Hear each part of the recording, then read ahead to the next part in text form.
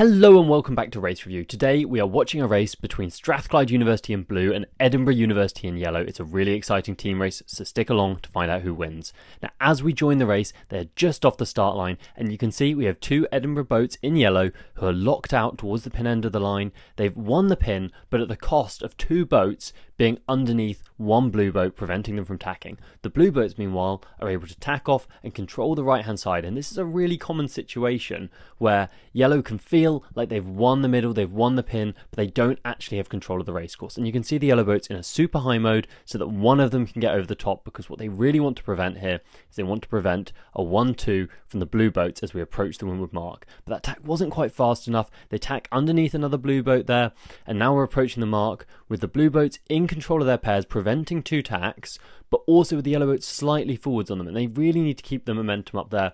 And one of the yellow boats goes for a tack across the front, but don't quite have the speed, so they're going to get starboarded by a blue boat, and they're going to end up with a spin. That blue boat on the outside, though, has luffed the yellow boat too hard. They haven't given them room, and you can see there the yellow boats protested, and we have a red flag raised from the umpire, which is a spin for the blue boat, which is a non-voluntary, that's an umpire spin, whilst the yellow boat, who was on port, has decided to take a spin on their own, and you can see just quite how much quicker that yellow boat is back into the race from choosing to take their own spin compared to the long, slow double spin that the blue boat has to take to catch up.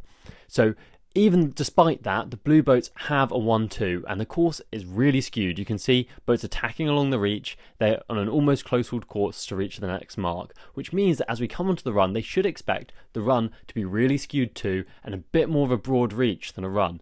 But despite this, the blue boat in 2 makes a big mistake here and they jibe off, which means they're way far right of the mark in where they're pointing, and it makes them a bit of a sitting duck for yellow to come in and get the cover on them.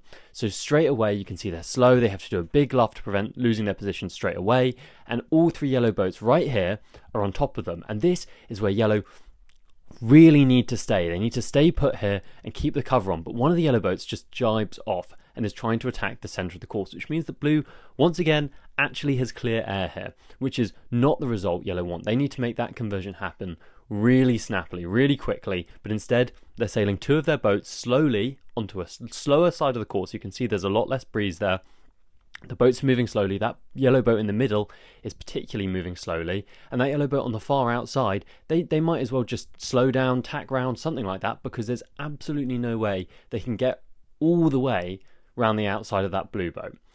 So the blue boat then jibes and is following that other yellow boat straight towards the mark. Now the blue boat in 1 does a really good job here of not leaving their teammates behind. They're set up for a Mark 3 trap.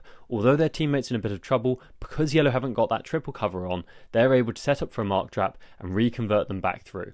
Now that yellow boat should be getting really close to blue, because then the mark trap would be unsuccessful, but instead they have to go high, they avoid, and despite definitely not having room there, they decide to jibe in anyway. And I mean, I think that's a really critical error. To me, that would actually be a black flag incident almost. They obviously think they have room because they don't take a voluntary spin, they get a red flag from the umpire, now they're doing a double spin, but it has kind of got their teammate through underneath slightly. So to me, if I was an umpire, I mean, that's almost a deliberate penalty for an advantage gained for another boat on the team, and because another boat on the team has gained the advantage, to me that could be black flag worthy. And that yellow boat is doing a good job of luffing blue high, and as we approach Mark 4, they're luffing them super high, and here there's a protest of some kind. Maybe yellow hasn't given them quite enough room, maybe the blue boat has got room at the mark. It's quite hard to tell whether they're within the 2 boat lengths or not, but either way, the umpire then gives a red flag to that yellow boat, which means that that yellow boat is then